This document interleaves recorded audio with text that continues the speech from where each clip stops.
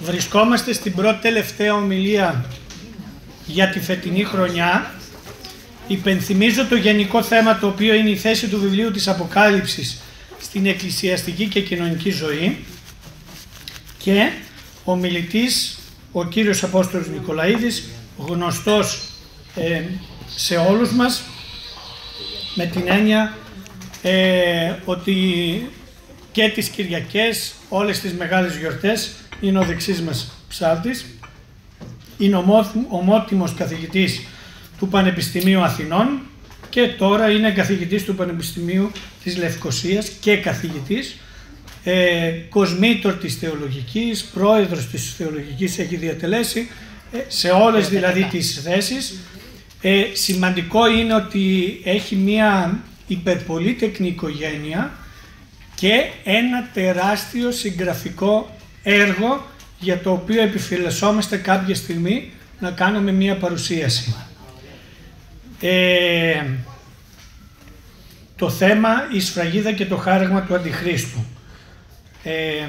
Εγώ θα ήθελα εκ των προτέρων να ζητήσω συγγνώμη, διότι στη συζήτηση θα αποχωρήσω, όχι διαμαρτυρόμενος, αλλά έχω μία βάπτιση, στην οποία είμαι προσκεκλισμένος και θα πρέπει δυστυχώς να φύγω, και λέω δυστυχώς γιατί συνήθως η όλη ουσία μιας παρουσίασης ενός θέματος είναι η συζήτηση. Η ομιλία και η παρουσίαση είναι πάντοτε έτσι ενδιαφέρουσα, αλλά η συζήτηση πολύ περισσότερο. Θα ήθελα να ευχαριστήσω τον κύριο Νικολαίδη, και θεωρώ ότι εκφράζω και όλους σας, για όλα όσα μας προσφέρει εδώ στην Ενορία, γιατί είναι ένας άμεσος συνεργάτης μας, και να πούμε και ότι είναι και αυτός ο οποίος έστησε και το φετινό θέμα των ομιλιών, όπως και τα προηγούμενα χρόνια βέβαια, και είναι πάρα πολύ σημαντική αυτή η βοήθεια. Κύριε Νικολαίδη, σας ευχαριστούμε πολύ. Εγώ ευχαριστώ πάρα πολύ, Πάτερ Ιωάννη, που και εσάς όλους με ανέχεστε. Κοντεύω να κλείσω τα 40 χρόνια τώρα εδώ και θα μπορούσατε δικαίως να διαμαρτυρηθείτε, αναζητώντας άλλα ακούσματα. Πάση περιπτώσει, με ανέχεστε στο ψαλτήρι, τώρα θα με ανεχθείτε και στο...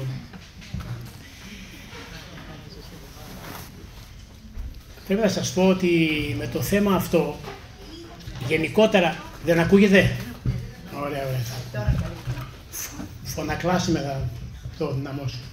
Λοιπόν, τα θέματα αυτά πάντοτε κέρδιζαν το ενδιαφέρον, ιδιαίτερα, ίσως και αποκλειστικά, των θρησκευωμένων ανθρώπων, οι οποίοι κάθε φορά αναζητούν θέματα για να μπορούν να διαφωνούν και να γίνεται ένας ανταγωνισμός ποιος από όλους είναι ο πιο σωστός, ο πιο αληθινός, ο πιο χριστιανός, ο πιο ορθόδοξος. Αυτό το θέμα εδώ που θα αναλύσω σήμερα είναι ένα κατεξοχήν θέμα. Θυμάμαι, εγώ δεν είμαι ερμηνευτής των γραφών, η ειδικότητά μου είναι άλλη, αλλά πάντοτε είχα ενδιαφέρον και αντλούσα υλικό από τη γραφή, γιατί περισσότερο με ενδιαφέρει ποια μηνύματα είναι ωφέλιμα στην κοινωνία και όχι ποια μηνύματα είναι ευκαιρία να τσακώνονται μεταξύ τους οι θρησκευόμενοι και ευσεβείς άνθρωποι.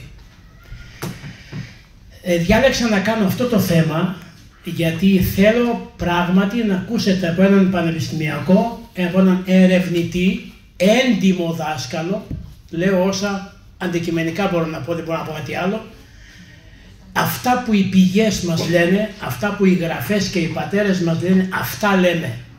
Δεν λέμε άλλα πράγματα, δεν λέμε τη γνώμη μας. Θα την ακούσετε κάποια στιγμή, αλλά η εντιμότητά μου έγκυται σε αυτό ακριβώς, ότι σε κάποια σημεία που έχω δικαίωμα να διαφωνώ από την έρευνα, θα σας πω προσωπική γνώμη και εσείς την κάνετε ό,τι θέλετε και όπου θέλετε την σέρνετε. Λοιπόν, για να μπω στο θέμα. Γενικά το πρόσωπο, η έννοια του Αντιχρίστου και η δράση του Αντιχρίστου, όπως σας είπα, πάντοτε κέρδισαν το ενδιαφέρον, όχι τόσο για να μελετήσει κανείς την ουσία του πράγματος, ας πούμε τι σημαίνει Αντίχριστος για μας, για την οικουμένη, αλλά πάντοτε σχετικά με το πρόσωπο του Αντιχρίστου. Εγώ θυμάμαι όταν ήμουν φοιτητής μου είπανε τότε ότι είναι γύρω στα, λένε, αυτό δεν το είδα πουθενά, αλλά λένε ότι θα είναι 33 ετών όταν θα δράσει. Τότε μου είχαν πει λοιπόν ότι είναι γύρω στα 30. Τότε περιμέναμε σε κάνα 2-3 χρόνια να ξεσπάσει βίαιλα. Αυτό το πράγμα γίνεται από την εποχή του Ιωάννη, όπως θα σας πω παρακάτω. Αυτά που έγραψε ο Ιωάννης, τα έγραψε για την εποχή του, όχι για τη σημερινή εποχή. Αν θα δείτε, θα διαβάσετε τα κείμενά του, είναι, περιμένανε τη Δευτέρα Παρουσία από στιγμή σε στιγμή, μάλιστα δεν εργαζόντουσαν καν. Στο τι νόημα έχει να δουλέψουμε, αφού αύριο μεθαύριο γίνεται συντέλεια του κόσμου.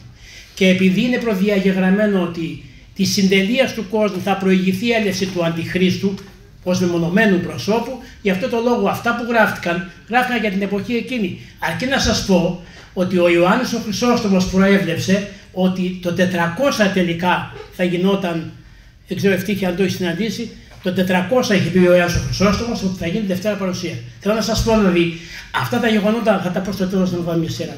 Λοιπόν, πάμε. Δύο είναι τα ερωτήματα που θα σας απασχολήσω. Το ένα είναι τι και ποιοι είναι οι Αντίχριστοι και ο Αντίχριστος των εσχάτων καιρών, και δεύτερον, ποιο είναι το διαχρονικό έργο των Αντιχρίστων και του Αντιχρίστου των εσχάτων, εργαλείο του οποίου είναι και το χάραγμα περιολόγος. Πάμε στον Αντίχριστο και τους Αντίχριστους. Θα βάζω ερωτήματα μόνος μου, θα τα απαντώ για να μπορείτε να με παρακολουθείτε. Στην Παλιά Διαθήκη ο Αντίχριστος λέγεται Αντίθεος. Δεν υπάρχει ο όρος Αντίχριστος γιατί απλούστατα δεν υπήρξε ο Χριστός και να είναι και ο αντίστοιχος όρος. Και ο Αντίθεος της Παλαιάς Διαθήκης είναι ο περίφημος Αντίοχος ο Επιφανής, εχθρός του Ισραήλ και όλων εκείνων που λάτρευαν τον Θεό. Ποια ήταν τα χαρακτηριστικά του? Ήταν ασεβής και είχε την αξίωση να πάρει, όλα αυτά τα περιγράφει ο Δανιήλ, προφήτης Δανιήλ στο βιβλίο του. Είχε την αξίωση να πάρει τη θέση του Θεού και μάλιστα λέγεται ότι αυτός είναι που εγκαθιστά στο ιερό, το ναό, δηλαδή το βδέλιγμα της ερημόσεως, το οποίο αναφέρει και ο Απόστολος Παύλος. Τι είναι το βδέλιγμα της ερημόσεως? Είναι το 11ο κέρατο που εμφανίζεται στο 4ο θηρίο με σατανική μορφή. Αυτά είναι προεικονίσματα στην Παλιά Διαθήκη. Ποιος ακριβώς είναι ο Αντίχριστος? Ο όρος Αντίχριστη και Αντίχριστος οφείλεται στον Ευαγγελιστή Ιωάννη. Αργότερα το λέει και ο Απόστολος Παύλος και οι λοιποί, αλλά από δικά του, και ακούστε τα κείμενα του Ιωάννη. Παιδιά μου, είναι η τελευταία ώρα. Ακούσατε ότι ο Αντίχριστος έρχεται και πράγματι πολλοί Αντίχριστοι έχουν έλθει. Από αυτό γνωρίζουμε ότι είναι η τελευταία ώρα. Αυτός είναι ο Αντίχριστος, εκείνος που αρνείται τον Πατέρα και τον Υιόν του. Αυτό είναι σε ένα σημείο της πρώτης επιστολής του Καθολικής. Δεύτερο χωρίο. Κάθε πνεύμα που δεν ομολογεί ότι Ιησούς Χριστός ήλθε ως άνθρωπος δεν είναι από το Θεό. Αυτό είναι το πνεύμα του Αντιχρίστου, για τον οποίο έχετε ακούσει ότι έρχεται και τώρα είναι ήδη στον κόσμο. Σεις είστε από το Θεό και τους έχετε νικήσει, γιατί εκείνος που είναι μέσα σας, θα να τα προσέχετε, γιατί αυτός που είναι μέσα σας είναι μεγαλύτερος από εκείνον τον Αντίχριστο που είναι στον κόσμο. Αυτά είναι λόγια του Ιωάννη, απλώς μεταφρασμένα. Τρίτο χωρίο από τη Δευτέρα επιστολή του. Πολλοί πλάνοι βγήκαν, πλάνοι είναι αυτοί που πλανούν τον κόσμο, βγήκαν στον κόσμο που δεν ομολογούν ότι ο Ιησούς Χριστός έρχεται ως άνθρωπος. Αυτός που δεν ομολογεί αυτή την αλήθεια είναι ο πλάνος και ο Αντίχριστος. Τώρα, με άλλους χαρακτηρισμούς τον αναφέρουν ο Χριστός και ο Απόστολος Παύλος. Στο κατά Μάρκον Ευαγγέλιο αναφέρεται το βδέλιγμα της ερημόσεως που σας είπα, ανακαλώντας την αναφορά του προφήτη Δανιήλ. Για αποστασία, άνθρωπο της ανομίας, άνθρωπο της αμαρτίας, ιό της απολίας, αντικείμενο και υπεραιρώμενο. Αυτά είναι τα λόγια του Αποστόλου Παύλου στη δεύτερη επιστολή προς Θεσσαλονικής. Το ενδιαφέρον πάντως και εσάς όμως στρέφεται στην Αποκάλυψη. Τι ακριβώς αναφέρεται στην Αποκάλυψη για τον Αντίχριστο? Θα σας τα πω όλα και μετά θα ακούσετε τα συμπεράσματα. Είναι της ερμηνείας των πατέρων. Τι αναφέρει η Αποκάλυψη? Λέει ο Ιωάννης ότι δύο είναι τα θηρία. Τι σημαίνει θηρίο? Σύμβολο υπερβολικής δύναμης και απανθρωπιάς. Αυτό σημαίνει θηρίο στην Αποκάλυψη. ένα που αναδύεται από τη θάλασσα και είναι ο Αντίχριστος, και ένα που αναδύεται από τη γη, που είναι ο δράκος, ο οποίος ερμηνεύεται ως ο ψευδοπροφήτης. Προσέξτε, ο καθένας από αυτούς έχει δικό του έργο, κάπου εμπλέκονται, αλλά όταν αργότερα οι πατέρες της Εκκλησίας μιλάνε για τον Αντίχριστο, εννοούν το έργο συνολικά. Δηλαδή και αυτό που θα κάνει ο ένας και αυτό που θα κάνει ο άλλος. Πάμε στο πρώτο θηρίο. Το πρώτο θηρίο, λέει ο Ιωάννης, συνδυάζει μορφή λεοπαρδάλεως, αρκούδας και λιονταριού. Έχει 10 κέρατα και 7 κεφάλια. Στα κέρατα υπάρχουν αντίστοιχα στέμματα και στα κεφάλια βλάσφημα ονόματα. Λόγω της δύναμης και της μεγάλης εξουσίας που του δίνει ο δράκος είναι ο δεύτερος ψευδοπροφήτης, γίνεται πόλος προσέλκυσης και θαυμασμού όλων των ανθρώπων, και αυτός και ο δράκος, θα δούμε παρακάτω. Από δε το στόμα του βγαίνουν περήφανα λόγια και βλασφημίες. Του δόθηκε δε, προσέξτε εδώ, ο ίδιος δεν έχει εξουσία, ούτε ταυτίζεται με τον σατανά, ο σατανάς του δίνει την εξουσία. Λοιπόν, άρα η εξουσία του δόθηκε λοιπόν η εξουσία να κάνει πόλεμο επί 42 μήνες κατά των Αγίων, των πιστών δηλαδή, τους οποίους και θα νικήσει, και εξουσία πάνω σε κάθε φυλή και λαό. Βλασφημίες απευθύνονται εναντίον του Θεού, του ονόματός του και όλων όσων κατοικούν στον ουρανό. Θα τον ακολουθούν και θα τον προσκυνούν όλοι εκείνοι που δεν είναι γραμμένοι στο βιβλίο της ζωής του εσφαγμένου αρνίου, και εδώ θα δοκιμαστεί η υπομονή και η πίστη των Αγίων. Αυτό είναι το πρώτο θηρίο, το οποίο επαναλαμβάνω, αναδύεται από τη θάλασσα και είναι ο Αντίχριστος. Το δεύτερο θηρίο, που αναδύεται από τη γη, θα είναι στην υπηρεσία του πρώτου θηρίου, του Αντιχρίστου δηλαδή. Αναλαμβάνει δε θρησκευτικό ρόλο, αυτός είναι που παραπλανά τον κόσμο, ακούστε γιατί, αναλαμβάνει θρησκευτικό ρόλο για να μπορεί να παραπλανεί τους πιστούς. Ο ρόλος του θα είναι προδρομικός, όπως εκείνος του Ιωάννου του προδρόμου, θα έρθει δηλαδή για να προετοιμάσει το θηρίο, το άλλο. Ως θρησκευτικός παράγοντας ακολουθεί ακριβώς την ίδια πορεία που ακολούθησε και ο Χριστός.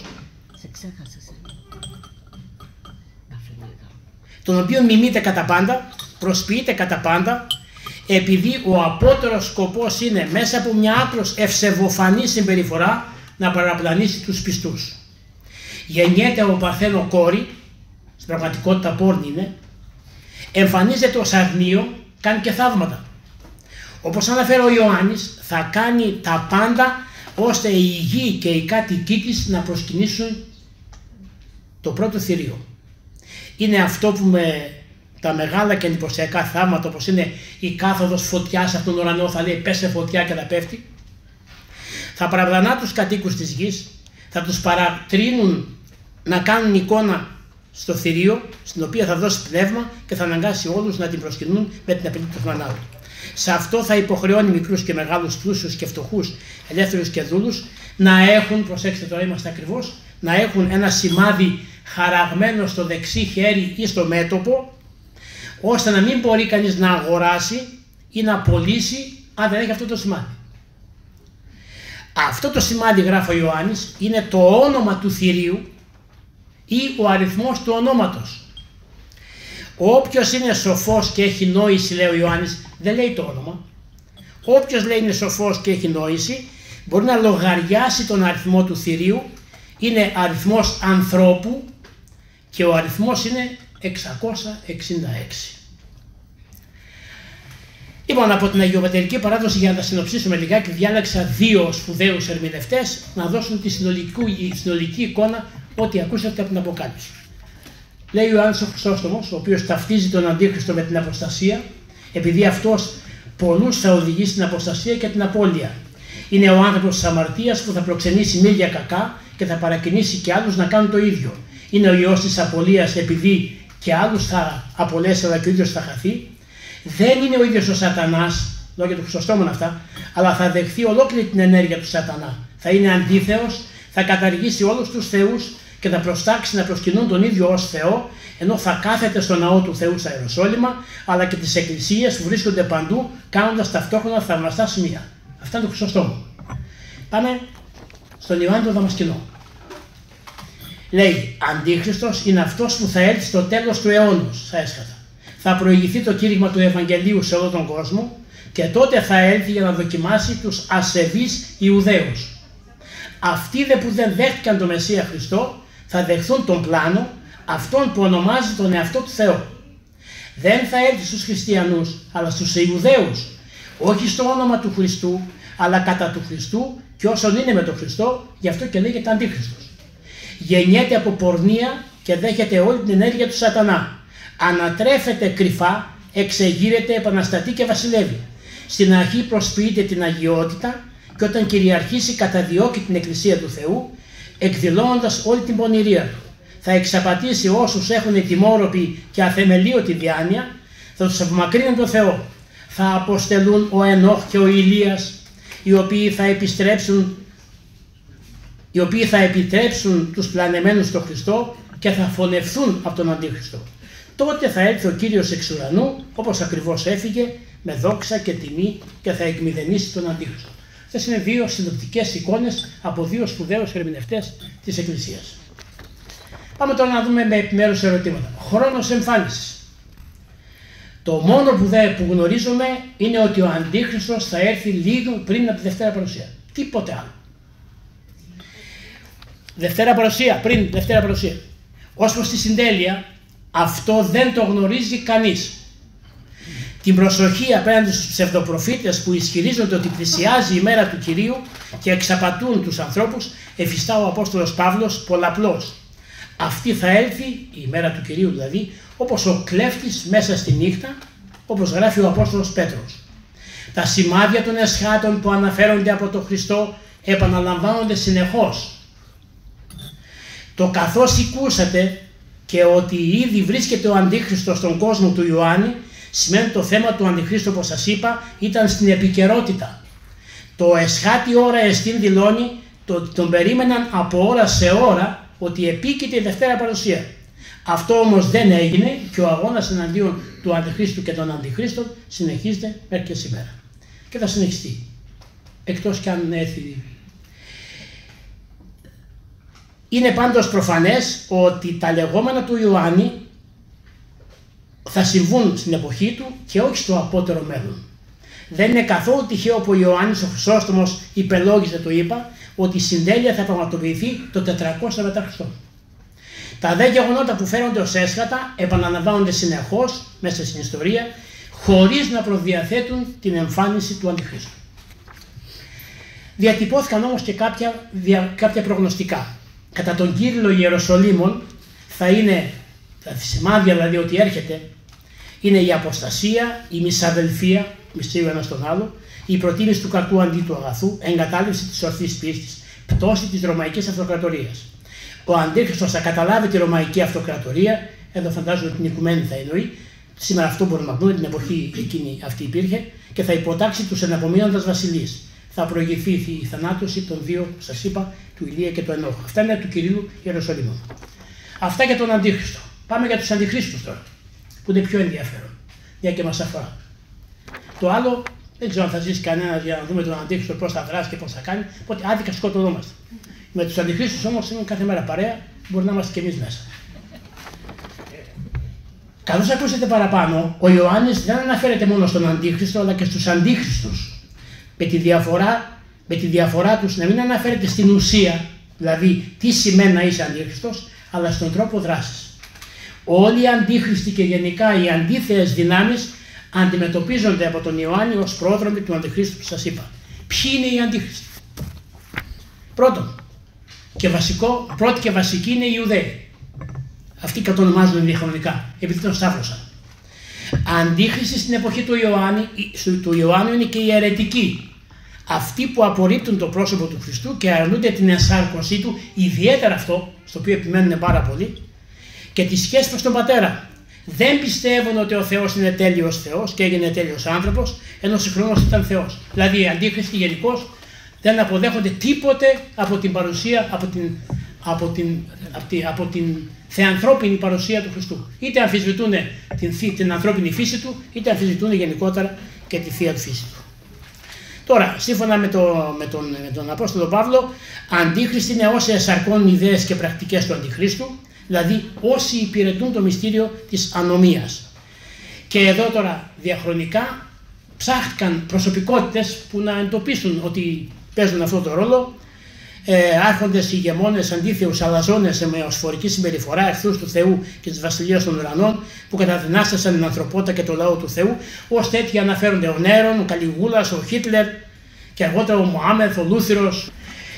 Την ίδια παράδοση ακολουθούν και οι πατέρες της Εκκλησίας. Αντίχριστο κατά τον Γρηγόριο Νήσης είναι όποιος αγωνίζεται να αποδείξει ότι τα λόγια του είναι πιο έγκαιρα από τα λόγια του Χριστού και να υποκαταστήσει την πίστη με την απάτη. Τώρα πάμε στο χάραγμα.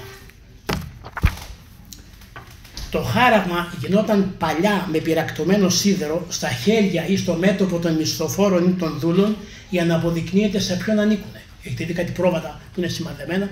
Λοιπόν, αυτό το χάραγμα ήταν ανεξίτηλο, δεν μπορούσε κανείς να το βγάλει. Δείτε τι έγινε με τους Εβραίους. Το ίδιο θα συμβεί και με το χάραγμα του Αντιχρίστου.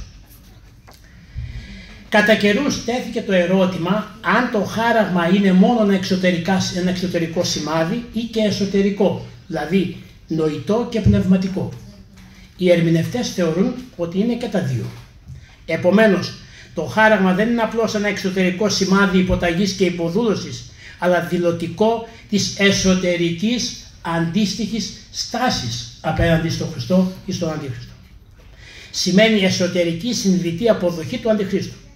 Ο δε Κλήμης ο Αλεξανδρεύς, προσέξτε αυτό λιγάκι, σημειώνει πως καθένα από τα πάθη μας είναι και ένα χάραγμα. Αυτή είναι η κουβέντα επί της ουσίας.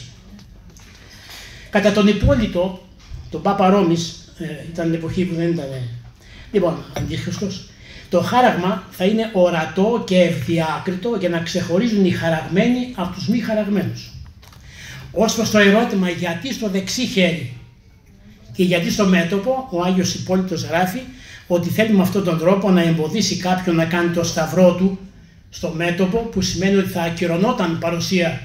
Εντάξει, αν πάτε σε ένα medium, πραγματικό medium, όχι, και μπείτε μέσα και κάνετε το σταυρό σας, θα φύγετε πίξ-λάξ έξω. Απόδειξη ότι υπάρχει και ο διάολος.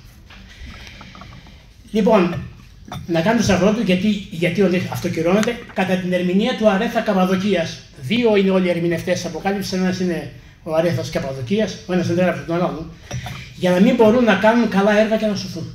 Γι' αυτό το λόγο θα είναι χαραγμένοι. Τι προϋποθέτει και τι δηλώνει το χάραγμα.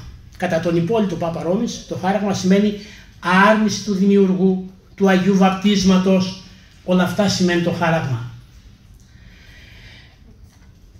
Της λατρείας του Χριστού, της βασιλείας των ουρανών, του σταυρού, υποδούλωση στον Αντίχριστο, προτίμηση της κόλασης, κατάφαση στο σύμβολο του Αντιχρίστου. Αυτή είναι η έννοια του χαρακτήρα, η δράση του ή και το περιεχόμενο αν θέλετε. Όπως ο Χριστός λοιπόν έχει δικό του σύμβολο το σταυρό, έτσι και ο Αντίχριστος θα επιβάλλει το δικό του που είναι το 666. Είναι καταρχήν ένας απλός αριθμός μεταξύ του 665 και του 667. Εδώ όμως αποκτά συμβολική σημασία γιατί πίσω έβαλαν να κρύβεται ο Αντίχριστος. Είναι το έμβλημα του Αντιχρίστου. Όποιος αποδέχεται το 666, το 666 με πει κανένας, το καταργώ, αποδέχεται και την κοινωνία με τον Αντίχριστο και την προσκύνησή του.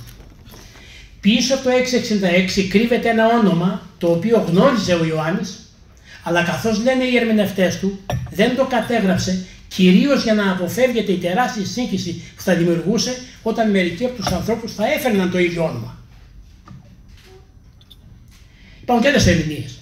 Άλλοι λένε ότι δεν το καταγράφει γιατί δεν αξίζει να το καταγράψει το όνομα του Αντιχρίστου σε ένα τέτοιο βιβλίο. Είτε επίσης για να μην το σφετερίζονται πολύ, είτε γιατί αυτό αφορά τα έσχατα. Αυτό θα γίνει στα έσχατα. Λοιπόν, έτσι κατά καιρούς υπέθεσαν, όπως σας είπα, τον Έρωνα, τον Καλιγούλα, τον Διοκλητιανό, τον Τίτο που έκαναν μεγάλους διωγμούς. Είχαν εποχή Μωάμεθ, Χίτλερ, Στάλιν, Πάπας Λέων ο Δέκατος και ο Λούθυρος. Άλλοι λένε ότι το όνομα του Αντιχρίστου θα γίνει γνωστό όταν αυτός εμφανιστεί. Αυτή είναι και η δική μου άποψη. Όπως και άλλα πράγματα θέλετε. Τώρα, ποιοι θα χαραχθούν και ποιοι όχι. Κατά την Αποκάλυψη δεν θα χαραχθούν όσοι δεν προσκύνησαν το θηρίο ούτε και την εικόνα του. Δεν θα αποδεχθούν το χάραγμα όσοι έχουν τη σφραγίδα του αρνίου, του Χριστού δηλαδή, χαραγμένη στο μέτωπο, δηλαδή στο νου τους. Γιατί κανένας από εσάς δεν έχει στο μέτωπο το χάραγμα. Πρόκειται για τη σφραγίδα του Αγίου Πνεύματος, παίρνουν με το χρήσμα, που αποκτά κάποιος με το βάπτισμά του, που αποτελεί κατά τον Παύλο αραβώνα της κληρονομίας του Χριστού. Γίνεται στο μέτωπο, αλλά αφορά όλο το σώμα. Πώς και το χάραγμα. Δεν αφορά μόνο το μέτωπο, αφορά και όλο το σώμα.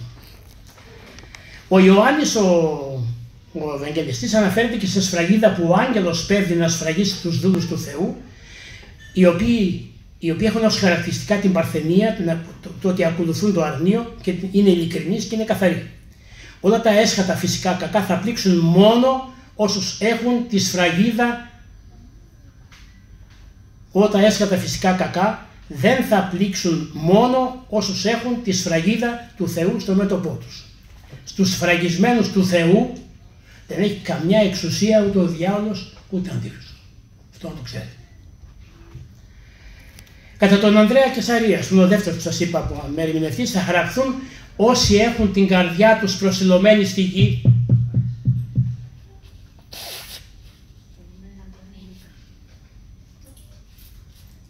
όσοι στερούνται τη Θεία Χάρη, όσοι είναι προσιλωμένοι στη γη. Ως μοχθό εξαναγκασμού αποδοχής του χαράγματος θα είναι αφενός ο οικονομικός αποκλεισμός, αν δεν το έχεις δεν μπορεί ούτε να πουλήσεις ούτε να αγοράσεις. Κανείς δεν θα μπορεί να έχει οικονομικές συναλλαγές χωρίς αυτό, και αφετέρου υπάρχει και απειλή του θανάτου. Άρα λοιπόν, ή δεν θα μπορείς να βγαίνεις στην αγορά, ή κινδυνεύεις να φύγεις τη ζωή.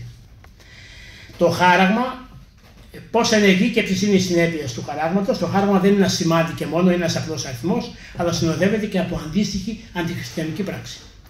Το χάραγμα δεσμεύει την ανθρώπινη βούληση και καθιστά τον χαραγμένο δυσκίνητο στο αγαθό και επιρρεπεί στο κακό. Συνέπειες για τους χαραγμένους. Όσοι χαραχθούν θα είναι υποτελείς στον Αντίχριστο. Στην αρχή ο Αντίχριστος θα δείξει το καλό του πρόσωπο, θα είναι επίοικης, σόφρον, φιλάνθρωπος, ώστε να κερδίσει την εμπιστοσύνη των ανθρώπων με διάφορα τεχνάσματα. Μετά όμως θα φανερώσει ποιος πραγματικά είναι. Εμπνεόμενος από τον Σατανά, θα στραφεί εναντίον του Θεού και των Αγίων του, θα κηρύξει τον εαυτό του Θεό και θα θρονιαστεί στο ναό του Θεού. Ως πολιτική δε εξουσία, όπως γράφει ο Ιωάννης, θα βλασφημεί το Θεό, θα απαιτεί να τον προσκυνούν και θα καταδιώκει τους αληθινούς πιστούς. Ως προς τους οπαδούς του, στην αρχή θα μπορούν να βρίσκουν τροφή και να περνάνε άνετα. Στη συνέχεια όμως ο Αντίχριστος θα δηλώσει αδυναμία να τους εκπληρώνει τα θελήματά τους, αποδίδοντας όμως την ευθύνη στο Θεό. Λέει, δεν φταίω εγώ δεν πόσο καλός ήμουνα, ο Θεός φταίει. Που δεν βρέχει, εντάξει, που δεν τους δίνει τα αγαθά, και τότε θα αντιληφθούν την πλάνη, τότε θα καταλάβουν ότι λάθος Κύριο διάλεξαν. Η χειρότερη όμως συνέπεια, όπως γράφει ο Εφραίμ ο Σύρος, ο Άγιος Εφραίμ ο Σύρος, για όσους έλαβαν τη σφραγίδα του Αντιχρίστου και τον προσκύνησαν ως Θεό, είναι ότι δεν θα έχουν μερίδα στη βασιλεία των ουρανών, αλλά μαζί με τον δράκοντα θα βληθούν στη γέννα του πυρός. Όσοι αντίθετα υπομείνουν θα είναι καλότυχοι και τρισμακάριοι και θα στεφανωθούν δίπλα στον χορό των μαρτύρων. Αλλά συμπεράσματα τώρα για να καταλάβετε περίπου που πάει το πράγμα. Πρώτον, η Αποκάλυψη δεν διαβάζεται απομονωμένα, αλλά σε συνάφεια με τα προηγούμενα κείμενα της Γραφής και όσα κείμενα άλλα υπάρχουν στον κανόνα της Αγίας Γραφής και όσα οι πατέρες της Εκκλησίας ερμηνεύουν. Τα οποία ομολογουμένως των πατέρων είναι ελάχιστα, και αυτό είναι πολύ εντυπωσιακό. Αν πάρετε το Ελληνικό το Χρυσόστομο για παράδειγμα, λιανίζει στην κυριολεξία έναν στίχο από όλα τα κείμενα της Γραφής. Με αυτό δεν πιάστηκε καθόλου. Αναφέρει που και που κανένα φορά για τον Αντίχριστο. Λοιπόν, αυτό γιατί το έκαναν? Για να αποφύγουν ερμηνευτικούς υποκειμενισμούς. Είχαν υπόψη τους τον μπάχαλο που γίνεται στα θρησκευτικά περιβάλλοντα. Κυρίως όμως για να μην αποπροσανατολίσουν τους πιστούς από την προσήλωσή τους στο Θεό. Παλιότερα υπήρχε μια δεκαετία που η Εκκλησία έκανε τεράστια διαφήμιση στον διάολο και βγήκε στον Αντίχριστο. Και βγήκε ο Καντιώτης, ήταν σοφός, μα φώναζε, ήταν σοφός. Και λέει: κοίταξε που καταντήσαν οι χριστιανοί, να ασχολούνται από το πρωί μέχρι το βράδυ με τον Αντίχριστο και κανένας από αυτούς δεν πάει το μυαλό του ότι υπάρχει και Χριστός. Αυτός είναι ο κίνδυνος με τέτοια θέματα που γαργαλίζουν, να ξέρετε. Δεύτερον, η Αποκάλυψη είναι γεμάτη συμβολισμούς. Γι' αυτό και χρειάζεται κατένιαν ερμηνεία και όχι ρηματική, όπως κάνουν οι Προτεστάντες. Αλλά και πολλοί από τους Ορθοδόξους που τους μιμούνται, τους Προτεστάντες, ίσως για να εντυπωσιάζουν και να πουλούν βιβλία, ίσως για να προϋποθέτουν, αυτή είναι η βασική ιδέα για μένα, προϋποθέσεις σύγκρουσης μεταξύ τους, για να δείξουν πρώτα ότι υπάρχουν, να είμαι κι εγώ εδώ, και ύστερα ότι υπερτερούν σε Ορθοδοξία, προτεσταντίζοντας όμως. Με την ευκαιρία πρέπει να λεχθεί ότι όλες οι επιφυλάξεις και κινδυνολογίες σχετικά με τον Αντίχριστο μας ήρθαν από το αμερικανικό προτεσταντικό περιβάλλον, οι οποίοι κατά καιρούς περιμένουν να γίνει συντέλεια κλπ. Τα πέρασαν και σε εμάς λίγο. Τρίτον, όσοι από εμάς διαρωτώνται για ποιο λόγο όλα αυτά που κάνει ο Ιωάννης στην Αποκάλυψη, η απάντηση είναι η ίδια με το ερώτημα που σχετίζεται με τη δοκιμασία του Ιώβ. Ο μακαριστός καθηγητής Ανδρέας Θεοδόρου, που ασχολήθηκε ιδιαίτερα με την Αποκάλυψη, γράφει ότι όλα αυτά γίνονται κατά παραχώρηση Θεού για δύο σκοπούς. Πρώτον, για να τιμωρηθούν οι άπιστοι και φαύλοι ή υποταγμένοι στον Αντίχριστο από τον ίδιο τον Αντίχριστο. Μόνο ο διάολος και ο Αντίχριστος τιμωρούν, όχι ο Θεός. Και δεύτερον, για να δοκιμαστεί η αντοχή και η πίστη των πιστών. Το ίδιο ισχυρίζεται και ο Ιωάννης στη δεύτερη καθολική επιστολή του. Λέει ότι θα το επιτρέψει ο Θεός αυτά όλα για να πιστέψουν στο ψεύδος όσοι είναι χλιαροί, για να δοκιμαστούν όσοι δεν πιστεύουν στην αλήθεια και προτιμούσαν την αδικία. Τέταρτον, πρέπει να φοβόμαστε διαβάζοντας την Αποκάλυψη ή ακούγοντας τέτοια. Καταρχήν πρέπει να σημειωθεί ότι στην Ορθόδοξη παράδοση δεν αποτελεί κίνητρο ο φόβος. Ξέρετε, υπάρχουν τρία κίνητρα για να είσαι κοντά στο Θεό. Το ένα είναι να τον φοβάσαι, να σε πάει στην κόλαση. Το δεύτερο είναι να ελπίζεις ότι θα σε ανταμείψει για την παρουσία σου, την ανελεύθερη βέβαια και σκόπιμη παρουσία σου για να πας στον παράδεισο. Και υπάρχει τρίτη κατηγορία της αγάπης. Άρα ο φόβος δεν έχει καμία ούτε ως κίνητρο, ούτε ως μέσο πειθούς των ανθρώπων υπέρ της αληθείας του Χριστού. Καταλάβατε. Λοιπόν, επομένως, ο τρόμος και οι απειλές δεν αποτελούν κίνητρα ηθικών πράξεων, δεν αποτελεί καρπό του πνεύματος. Μάλιστα, λέει ο Παύλος, θα τον έβαζε στους καρπούς του πνεύματος. Αλλά βάζει τη χαρά όμως και την ελπίδα. Εξάλλου, ο άνθρωπος του Θεού δεν έχει κανένα λόγο να φοβάται και μάλιστα τον Αντίχριστο. Αν διαβάσετε τα ασκητικά κείμενα, το τι παιχνίδι κάνανε οι ασκητές με τους διαόλους και τους σατανάδες, θα γελάτε με τις ώρες. Τους περιπέζανε, τους κοροϊδεύανε και έφευγε ο διάολος κατησχημένος. Λοιπόν, γράφει ο Ιωάννης ότι όποιος είναι εκ του Θεού δεν φοβάται, γιατί είναι πιο δυνατός αυτός που είναι μέσα μας παρά αυτός, δηλαδή η Αντίχριστη και η δική του που είναι στον κόσμο.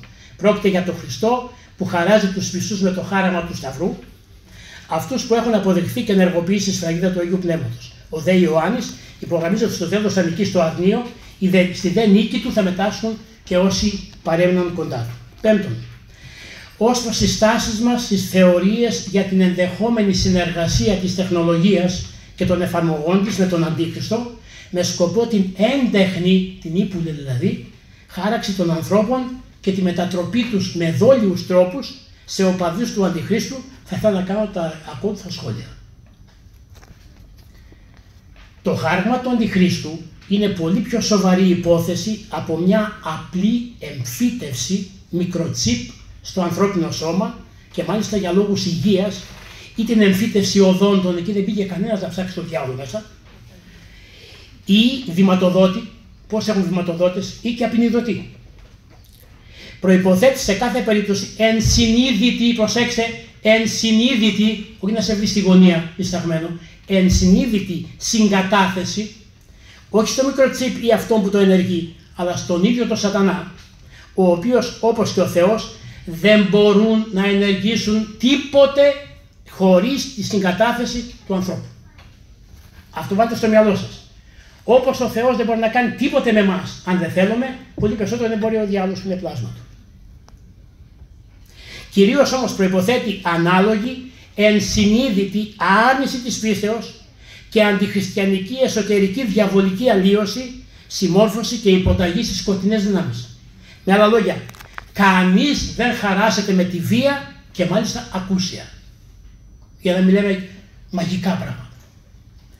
Τώρα, όσοι φοβούνται μην τυχόν ασυναίσθητα και τυχαία τους χαράξει κάποιος με το σύμβολο του Αντιχρίστου και αυτό μπορεί να σημάνει αυτόματα ένταξη στην ομάδα του, είναι σαν να ισχυρίζονται ότι αν έρθω εγώ κρυφά σε ένα από εσάς που δεν πιστεύει και του βάλω το σταυρό, του χαράξω το σταυρό, τυχαίως έτσι, ότι αυτός από την άλλη μέρα θα γίνει πιστός χριστιανός. Όσο δυνατό είναι το δεύτερο, τόσο δυνατό είναι και το πρώτο. Για να μην λέμε παραμύθια. Εντάξει, αν δεν θέλουμε, δεν μπορεί κανείς να ενεργήσει τίποτε. Δεν μπορεί να κάνουμε ό,τι θέλουμε να έρθουν από πίσω και να μας χαράξουν. Επομένως, το σημαντικό είναι να συνειδητοποιήσουμε ότι ένα ιατρικό εμφύτευμα δεν μπορεί να εκλαμβάνεται στο χάραγμα του θηρίου. Αυτό δίνεται μόνο σε εκείνους που λατρεύουν τον Αντίχριστο. Η λήψη ενός μικροτσίπ για ιατρικούς ή οικονομικούς λόγους στο δεξί χέρι μπορεί κάποια στιγμή να γίνει ή στο μέτωπο, δεν είναι το χάραγμα του θηρίου. Το χάραγμα του θηρίου, προσέξτε, θα είναι μια ταυτότητα των εσχάτων καιρών που θα απαιτείται από τον Αντίχριστο για να μπορεί κάποιος να συναλλάσσεται και θα δίνεται μόνο σε εκείνους που τον λατρεύουν. Με τον ίδιο τρόπο μπορούμε να αντιμετωπίζουμε και τις σχετικές επιφυλάξεις για τους γραμμωτούς κώδικες. Barcode λέει, που έχουν όλα τα προϊόντα που αγοράζουμε. Όλα τα προϊόντα που αγοράζονται έχουν αυτό το πράγμα. Κινητά τηλέφωνα, κάρτες τραπεζών, ταυτότητες και άλλα παρεμφερή κρατικά έγγραφα, προϊόντα της σύγχρονης ψηφιακής τεχνολογίας, τα οποία μάλιστα ελαχιστοποιούν την ταλαιπωρία των ανθρώπων, συνδυάζουν την ανάγκη προσφυγής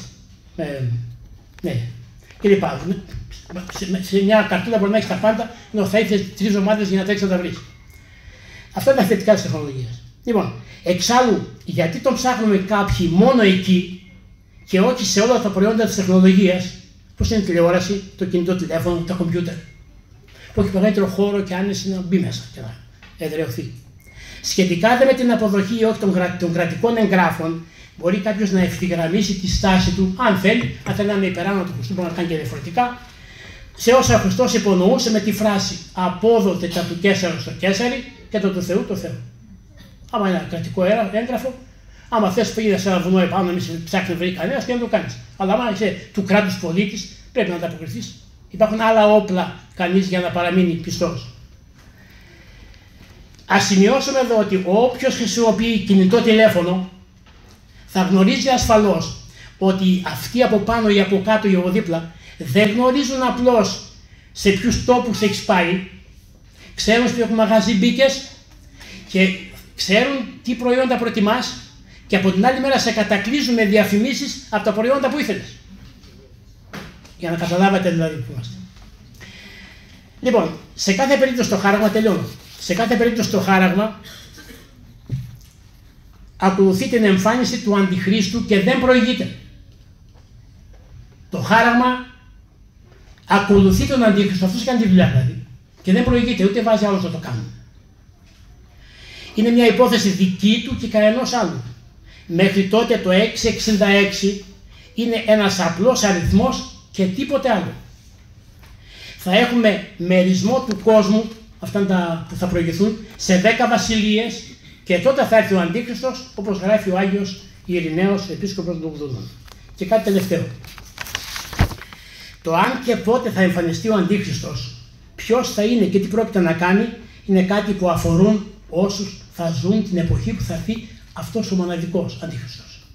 Για μας όλους που ζούμε τώρα και πιθανόν να μην τον προλάβουμε, σημαντικό και χρήσιμο είναι να μην είμαστε αντίχριστοι με την έννοια, με το περιεχόμενο που γράψουμε παραπάνω. Έτσι, αντί να ασχολούμαστε με κάθε ευκαιρία με τον Αντίχριστο και την παρέα του, κάνοντας μάλιστα και τη σχετική διαφήμιση, ας φροντίσουμε να ασχολούμαστε και να διαφημίζουμε τον Χριστό και τους Αγίους του, το φόβο και τον τρόμο των δαιμόνων. Ευχαριστώ πολύ.